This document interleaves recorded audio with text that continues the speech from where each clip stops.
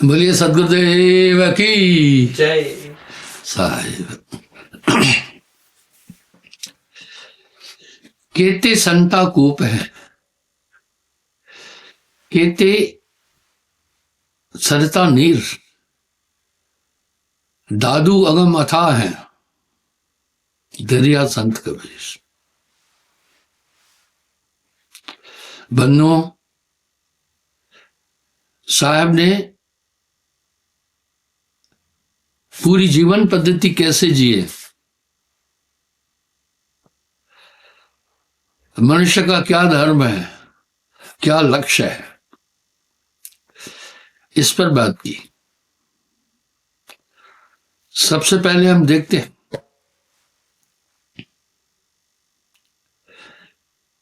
मेरा एक अनुमान है, इस देश को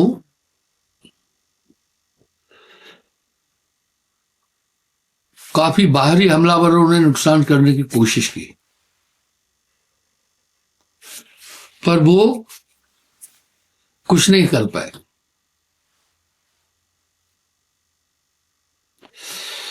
एक दुखद चैप्टर है, उसको समझना है, छुआछूत।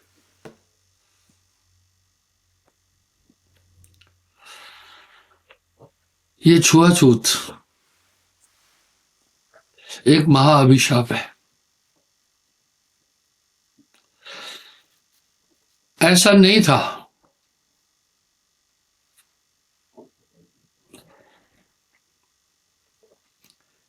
कि साहब ने किसी जाति वर्ग वर्ण पर हमला किया, कभी नहीं किया, नहीं किया। वर्ण उनकी शिक्षा तो व्यापक थी सबके लिए।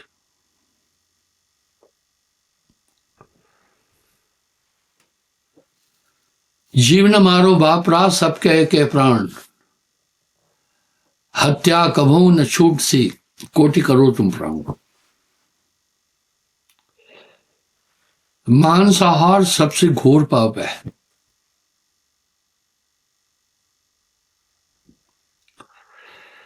जीव न मारो बापरा सबके एक प्राण, हत्या कभू न छूटती, कोट सुनो तुम प्राण।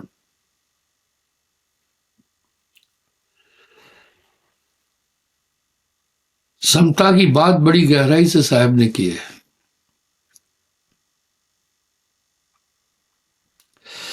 जो तुम करता वर्ण विचारा, जन्मत तीन दंड अनुसारा। जन्मत शूद्र मुए पुन शूद्रा, कृत्रिम जनेऊ घाल जग धुंधरा। तर्क देखिए कितना प्यारा है। जब हमारे वेद भी कह रहे हैं आत्मतम सर्वभूतेषु, सभी प्राणियों में, सिर्फ मनुष्य में नहीं, एक ही आत्मा है। जन्मते शूद्र,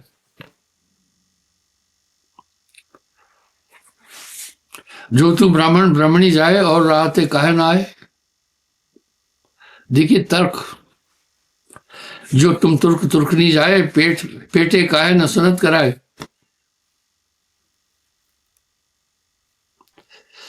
कारी पीरी दूहो गाए, ताकर दूध देह बिल गए। काली पीली जो भी गाय है, अगर उन सबका दूध निकालकर बाल्टी में अलग अलग रखो, कोई नहीं बता सकता ये काली गाय का है, ये पीली गाय का है, ये सफेद गाय का है, ये फलानी गाय का है। ये धर्म बोल रहा है जब सभी में एक ही आत्मा निवास करती है, हमें उस पर चिंतन करना होगा। मैंने बैठते ही एक शब्द कहा, बाहरी आक्रमणकारियों ने देश को इतना नुकसान नहीं पहुंचा सके, हमारी संस्कृति को।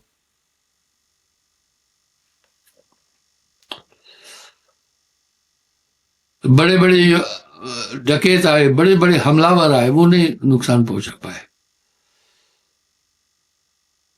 पर छुआछूत ने देश को बहुत नुकसान पहुंचाया।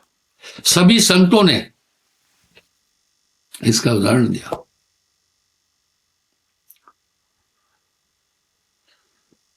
उदाहरण के तौर पर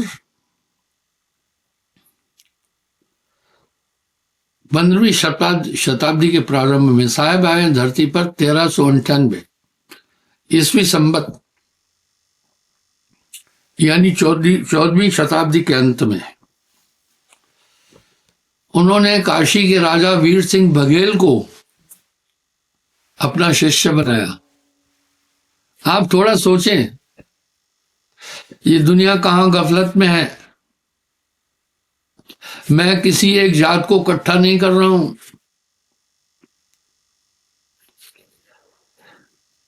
मैं किसी एक जात को इकट्ठा नहीं कर रहा हूं, उसकी हिमायत नहीं कर रहा हूं, सभी जीवों की। और संतत्व की धारा ही साहब से चलिए। आप थोड़ा सा वाणियों पर चिंतन करना।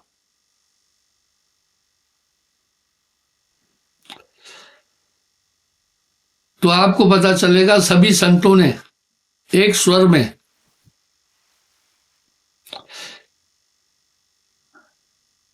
जात अंधता का खंडन किया है।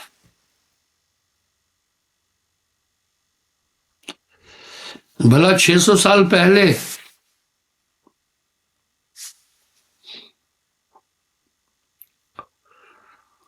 वीर सिंह बघेल ने साहब से शिक्षा ली। मैं इतिहासकारों को धन्यवाद देता हूं, कम से कम लिख तो दिया। मेवाड़ की रानी मीराबाई संत रविदास की शिष्या थी। जब रविदास महाराज चर्मकार परिवार में पैदा हुए थे। इसी तरह राजा पीपा भी उनके वंशज हैं। राजा पीपा के दिग्विजय सिंह, जो मध्य प्रदेश के लंबे टाइम तक मुख्यमंत्री रहे, राजा पीपा के कुल से बिलोंग करते हैं। ये काफी लंबी बात थी। अब यहां साहब एक बात बोलते हैं, जन्मते शूद्र मृत्यु के समय भी शूद्र है।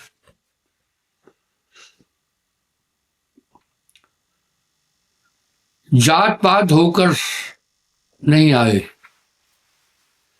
ये झगड़ा जग में फैला है।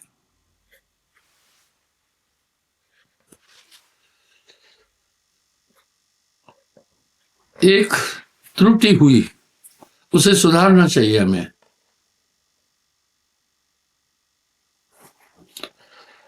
औरंगजेब के कत्लेआम के कारण जम्मू कश्मीर के इतिहास को आप पढ़िए, जानकारी मिल जाएगी। बहुत से लोग धर्मांतरण कर रहे थे।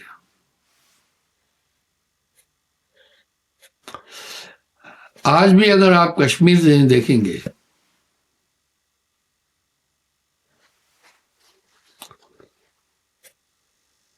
तो कश्मीर के अंदर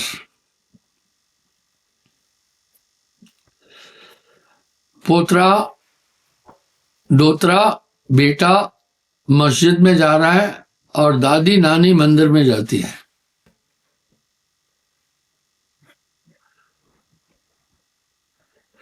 मैं बड़े लंबे टाइम से यहां पर हूं, हालांकि पूरे देश में घूमता हूं, विदेशों में घूमता हूं। मैं इसका उल्लेख कई बार कर चुका हूं, 70% दुनिया में घूम चुका हूं।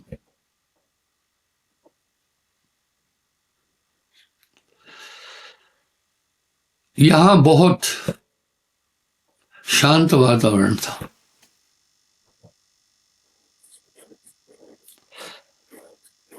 मैं पिछले 56 साल से जम्मू कश्मीर में हूं। यहाँ की संस्कृति, यहाँ की भाषा, यहाँ का रहन सहन, यहाँ के ट्राइबल कस्टम ठीक से जानता हूं। यहाँ कोई विवाद नहीं था, यहाँ सब प्यार से रहते थे। इसलिए महात्मा गांधी ने एक शब्द कहा था,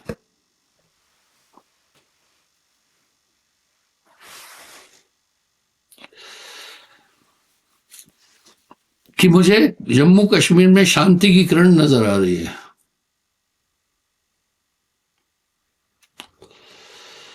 ये क्यों कहा था कि यहां हिंदू मुस्लिम इतने प्यार से रहते थे कि पूछो मत। कुछ लोग अपने हितों के लिए वैमनस्य पैदा करते हैं। तो जो कन्वर्ट हुए, अभी देखिए ना मोहम्मद शफी पंडित, वो पंडित कैसे लगा रहा है अपने पीछे, क्योंकि वो कुल ब्राह्मण से था पहले। फलाना फलाना मनहास, मनहास तो छतरी लगाते हैं। तो बहुत से लोग आए,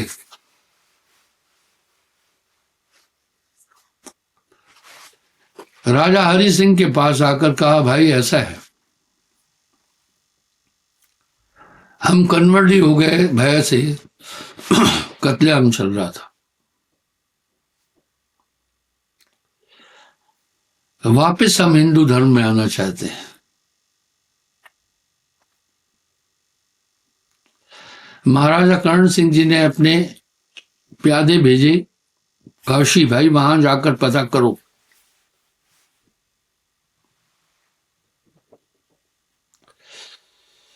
क्या जो मुस्लिम बन चुके थे वापस उनको हिंदू बना सकते हैं क्या?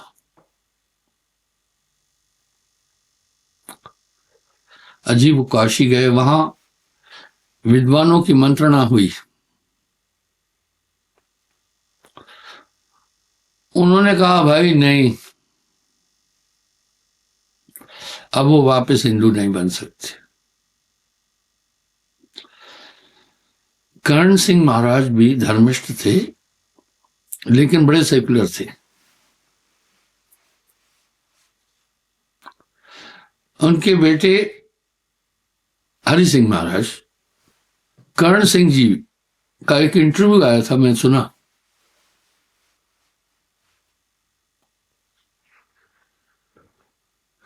तो हरि सिंह जी ने कहा, भाई देखो, धर्म के विद्वानों का मत है कि वापस आप हिंदू नहीं बन सकते।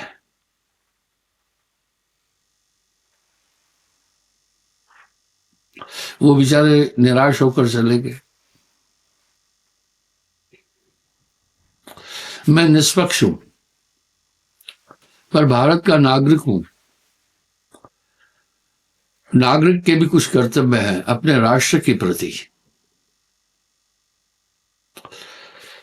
कहने का ये भाव निकला कि क्या सी व्यवस्था कर दी हम लोगों ने।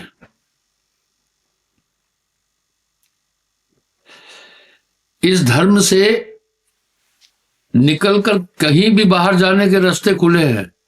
ईसाई बनो, बुद्धिस्ट बनो, मुस्लिम बनो, अन्य धर्मों में जाओ, जा सकते हो, लेकिन अंदर आने का रास्ता नहीं है।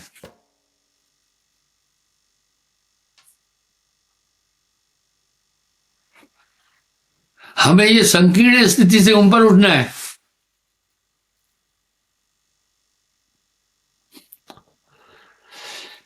जिनको हम छोटी बरादरी का कह करके तिरस्कृत किए, उनको समानता नहीं दी, वो कोई मुस्लिम बन गया, कोई बुद्धिस्ट बन गया, कोई ईसाई बन गया, कोई कुछ बन गया। यानी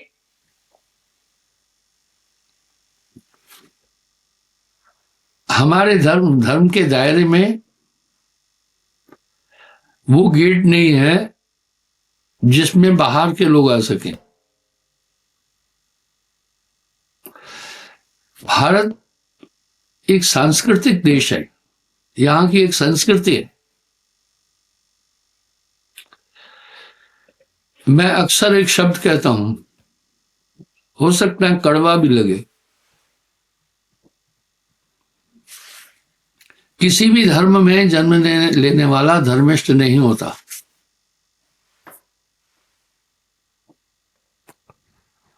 धर्म के सिद्धांतों का अनुकरण करने वाला ही धर्मिष्ठ है।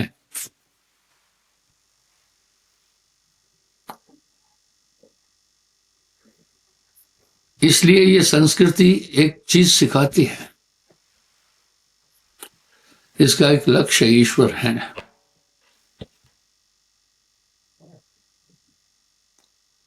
महान संस्कृति है। इसके दो सिद्धांत है, ये हर मानव के लिए जरूरी है। हमें लोगों को समझाना होगा।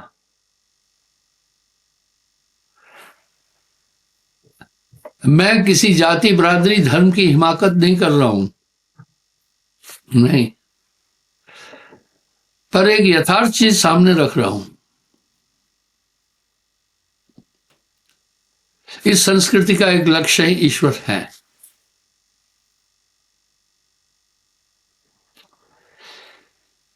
ईश्वर के अस्तित्व को मानते हैं। इसके दो सिद्धांत हैं, सत्य और अहिंसा।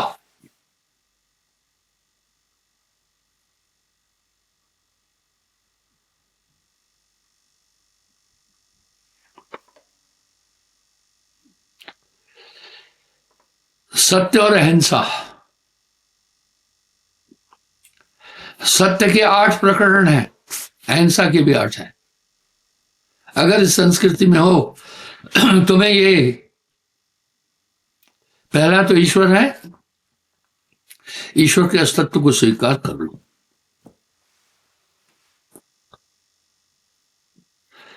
बस आपके अंदर ख्याल आएगा, क्या कुछ ऐसे धर्म भी हैं जो ईश्वर को नहीं मानते हैं? वो आत्मा तक बात करते, आगे परमात्मा की बात ही नहीं है उनके पास।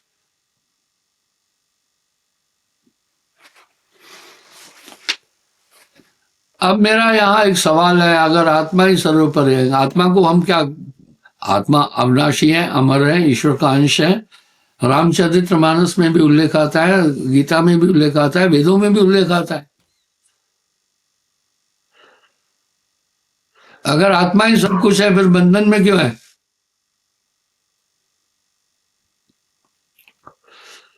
तो कुछ लोग कह रहे हैं कर्म के कारण, फिर तो कर्म ही बहुत बड़ा हो गया ना।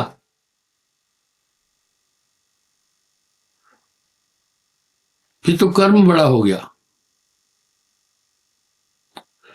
इसलिए ये संस्कृति ईश्वर के अस्तित्व को स्वीकार करती है। और इसके दो सिद्धांत है, हर मानव के लिए व्यापक है वो हर धर्म के लिए व्यापक है, आवश्यक है। सत्य के 8 प्रकरण हैं। सत्य ही बोलना, सत्य ही कर्म करना, सत्य ही आहार करना, सत्य ही विचार रखना, सत्य ही आचरण रखना, और सत्य ही कमाई खाना। अहिंसा के भी 8 ही अंग हैं, 8 प्रकरण हैं। किसी जीव को मत मारना,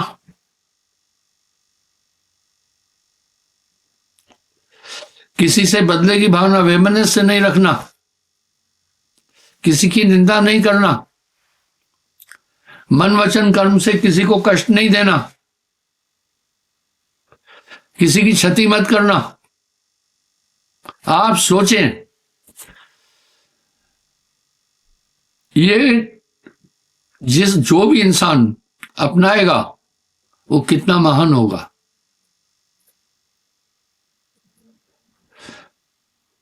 इस संस्कृति में तो यही कहा जा रहा है, अहिंसा परमो धर्म है।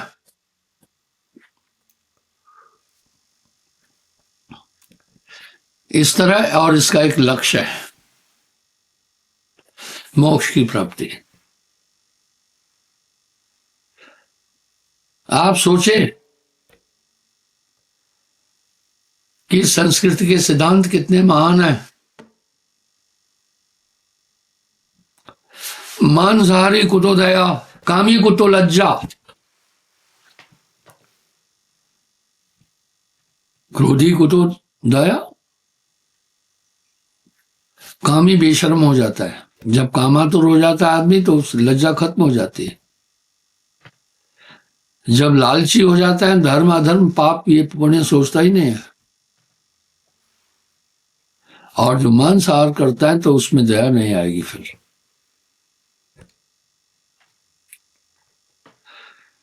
जब सब में आत्मा का अस्तित्व है तो फिर तुम किसको मार रहे हो? जीव न मारो बापरा, सबके एक प्राण, हत्या कबो न छूटती, कोट सुनो तुम प्राण।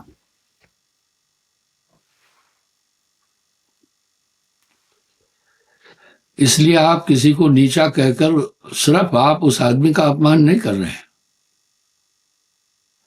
आप ऐसा कह के धर्म और संस्कृति का अपमान कर रहे हैं।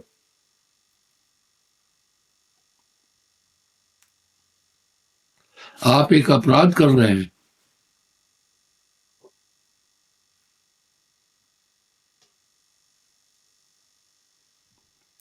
मेरे पास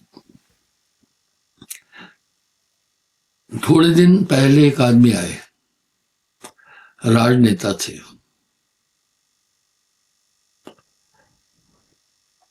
छत्तीसगढ़ के थे, प्रबल प्रताप सिंह, सज्जन थे बड़े, क्षत्रिय कुल से थे।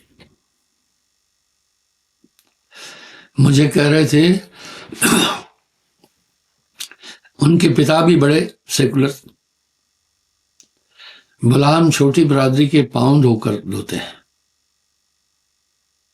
बहुत बड़ी बात बोल रही। जन्मते शूद्रम, जन्म लेते सभी शूद्र हैं। मलमूत्र के द्वार से जन्म लेके आया, तमाम उसकी गंदगियां उसके शरीर से लिपटी हुई थी, और अस्थिमान से बना शरीर कर्म ही मनुष्य को विशिष्ट बना देता है। आप देखिए वाल्मीकि जी को, जरूरत यह है कि समझें हम इस संस्कृति को।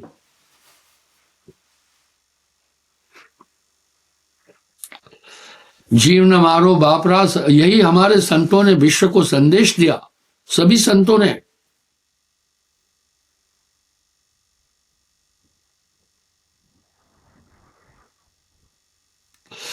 वाल्मीकि ऋषि देखिए इस कुल से थे, लेकिन बड़े बड़े ऋषिवर भी उनके शिष्य बने।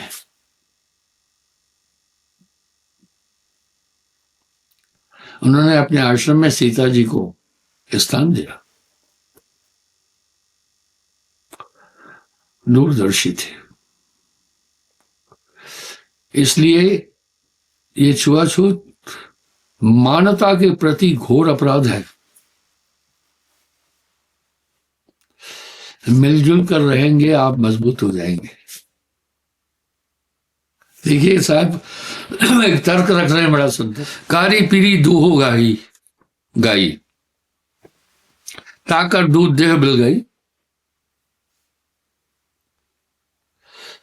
भाई काली पीली सफेद गाय का दूध निकाल कर रखो, कोई माई का बच्चा नहीं बता सकता है ये काली का है या ये सफेद का है या किसका है। आप तर्क देखें। Untouchability is a crime against the humanity. हमें इस तथ्य को अच्छी तरह स्वीकार करना पड़ेगा। जब हमारा धर्म, हमारे वेद कह रहे हैं सिर्फ मनुष्य भी नहीं, सभी प्राणियों के प्रति दया बोलिए।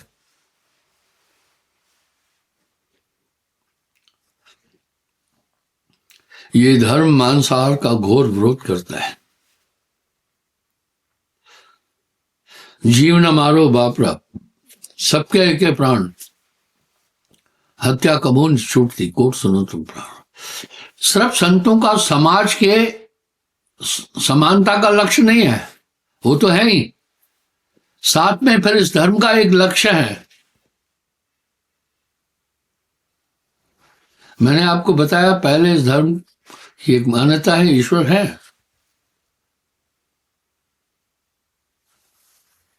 दूसरा इसके सिद्धांत है सत्य और अहिंसा, इसका अनुकरण करना होगा आपको।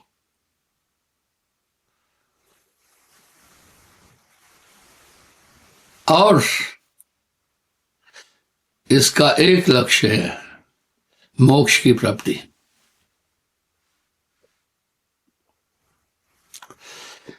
सुर दुर्लभ मानव तन पाया, श्रुत प्राण सदग्रंथन गाया, साधन धाम मोक्ष कर द्वारा, जे न पाए परलोक सवारा। ये कुछ सज्जन आपस में बातचीत कर रहे हैं, बातचीत न करें।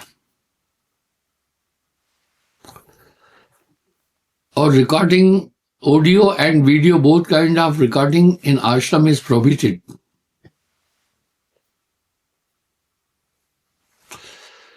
तो इस तरह बंधुओं, इसका एक लक्ष्य है, इसका एक लक्ष्य है मोक्ष की प्राप्ति। आपकी आत्मा आनंदमय है। अगर संतों के पूरे कल्चर को आप देखेंगे तो वो यही सिखाए है सबसे पहले अच्छा इंसान बनो, आपका अंतःकरण शुद्ध हो जाएगा। गंदे पानी में अपना स्वरूप नहीं दिखाई देता है। पाप कर्मों से सदा है जिसका रहता मन मलिन। पाप कर्मों से रहता जिसका मन मलिन, उसको सपने में भी परमात्मा नजर आता नहीं। आप किसी भी तरह का पाप नहीं करना। पाप की 7 धाराएं हैं। पाप क्या है समझे। अच्छे और बुरे का मूल्यांकन उसके गुणों के द्वारा होता है। और गुणानिधि पूजा गुण नस्लिंग वस्त्रम। किसी भी आदमी की पूजा उनके गुणों से होती है, वर्ग वर्ण से नहीं होती है। इसलिए पाप की 7 धाराएं हैं। 7 कर्म पाप की तरफ ले जाते हैं। उसको वर्जित किया है। सबसे पहले मांसाहार।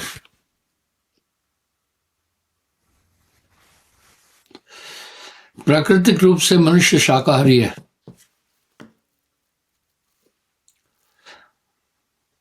मांसाहारी और शाकाहारी जीवों की वैज्ञानिकों ने भी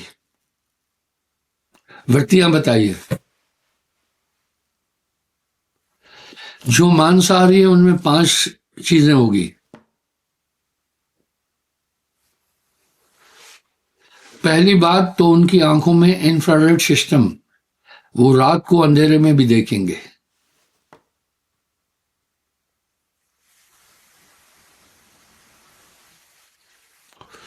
वो अंधकार में भी देख सकते हैं।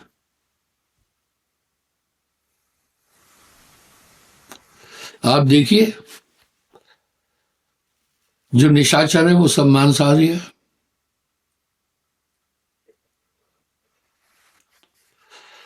दूसरा, उनके दांत नुकीले होंगे।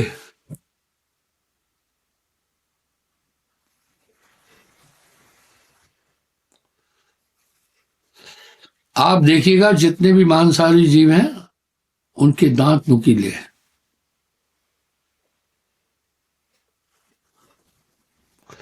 तीसरा, वो पानी जीभ से उठाकर पिएंगे यूं।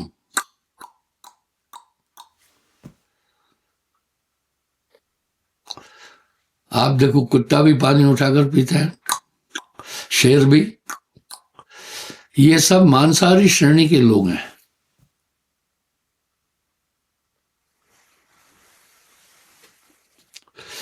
चौथा, उनके नाखून नुकीले होंगे।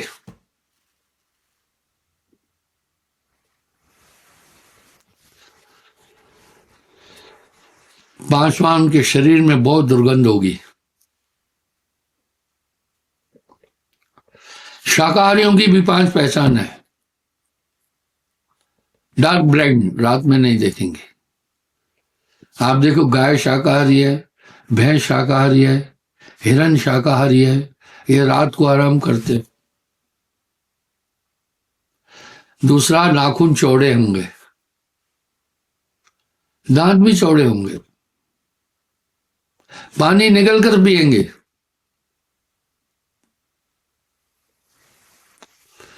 इसलिए वैज्ञानिक तथ्यों के अनुसार भी मानव शाकाहारी है।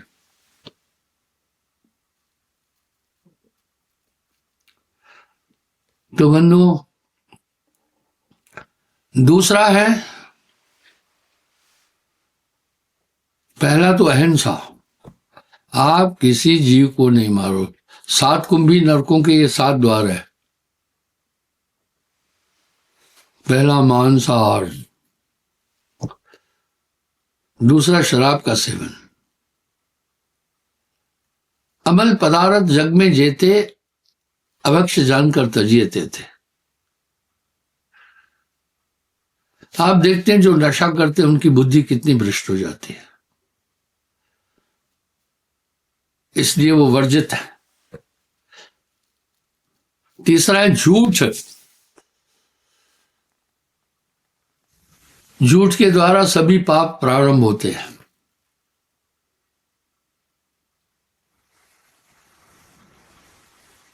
चौथा है परिस्त्री गमन, महापाप है।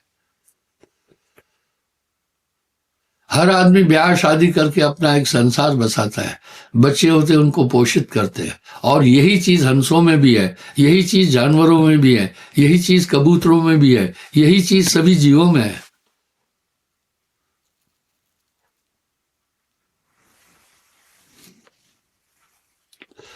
पांचवा चोरी। Money is the blood of the body. आप किसी का कुछ नहीं लें।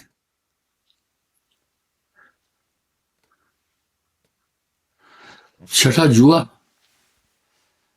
महाराजा युधिष्ठिर राजा नल धर्म के अवतार थे, लेकिन जुआ के कारण भाइयों को बेच दिया, बीबी को बेच दिया। बाहर पंपलेट उठा दिया।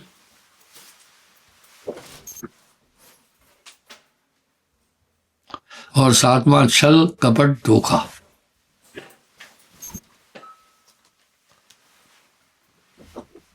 इसलिए जो हमारी संस्था से जुड़ते हैं, भक्ति में आते हैं, उनको ये 7 नियम बताए जाते हैं, ये पंपलेट देते हैं उन्हें।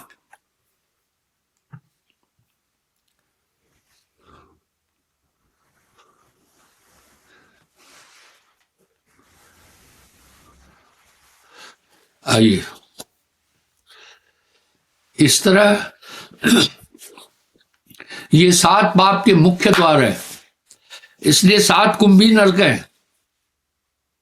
धर्म बता रहा है, नरक और स्वर्ग का जितने भी संसार में प्रचलित धर्म है, सब में उल्लेख है।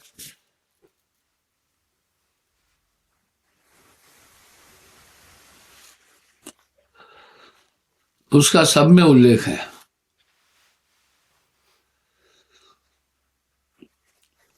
तो हम ये 7 चीज वर्जित करते हैं। हम किसी का धर्मांतरण नहीं बदल रहे हैं, हमारा ये लक्ष्य नहीं है। हम संस्कृति में जुड़ते हैं। आइए, वेलकम। मैं सभी धर्मों के लोग मुझसे जुड़े हैं।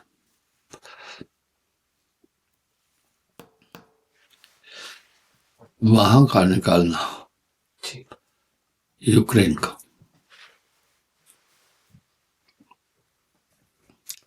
हजारों ईसाइयों को मैं इस संस्कृति से जोड़ा हूं।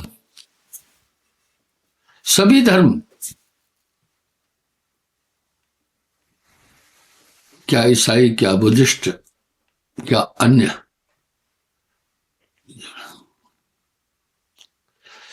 इस देश के महान संतों ने भी इस देश को बड़ा मजबूत किया था।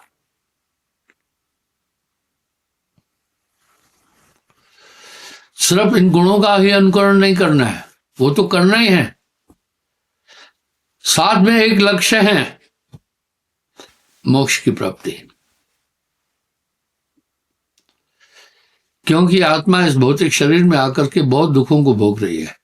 देह धरे का दंड है, भुगतत है सबको है। ज्ञानी भुगतत ज्ञान से, मूर्ख भुगतत रोए। महात्मा ईसा ने भी कहा है, हम अपने पापों के कारण जन्म पृथ्वी पर है।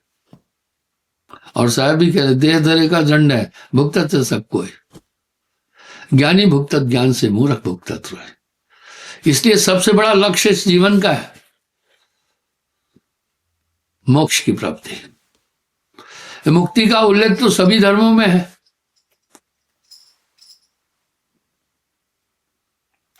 सभी धर्म मोक्ष के लिए कहते हैं। आप नेट पर आइए, साहेबंदी.com में आपको बहुत लिटरेचर मिलेगा हमारा, हमारी कई पुस्तकें भी मिलेगी। आपको समझ में आएगा कि हमारा क्या लक्ष्य है। शांति हमारा लक्ष्य है।